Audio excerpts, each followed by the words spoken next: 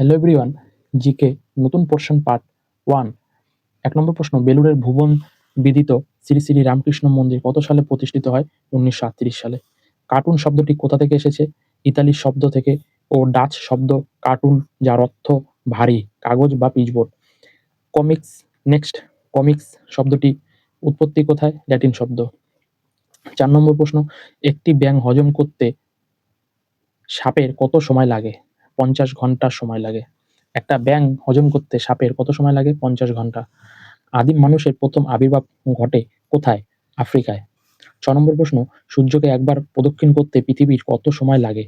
৩৬৫ দিন, ৫ ঘন্টা, ৪৮ minute, ৪৬ second. ৭ নম্বর প্রশ্ন, ইলেকট্রিক ইল মাছ কত ভোল্ট অবধি শক দেওয়ার ক্ষমতা রাখে? ৬৫০ ভোল্ট।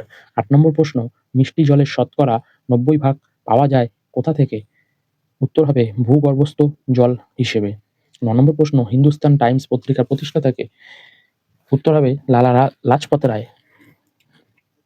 বাতাসে শব্দের গতিবেগ কত? বাতাসে শব্দের গতিবেগ কত?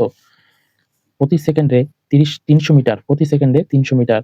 বিখ্যাত জ্যোতির্বিজ্ঞানী গ্যালিলিও জন্ম কোন শহরে? উত্তর হবে ইতালির পিসা শহরে। ১২ নম্বর প্রশ্ন, সুপ্রিম কোর্টে কজন বিচারপতি থাকেন?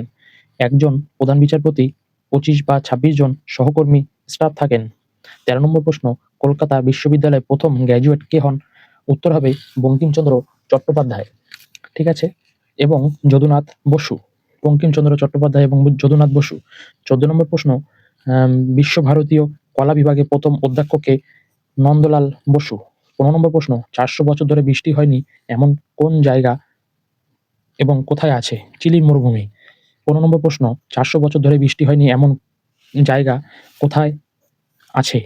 উত্তর হবে চিলির মরুভূমি। এই ছিল আজকের ভিডিও। ভিডিওটি কেমন লাগলো অবশ্যই কমেন্ট বক্সে জানাবেন এবং সাবস্ক্রাইব করে দেবেন আমার চ্যানেলকে। ধন্যবাদ।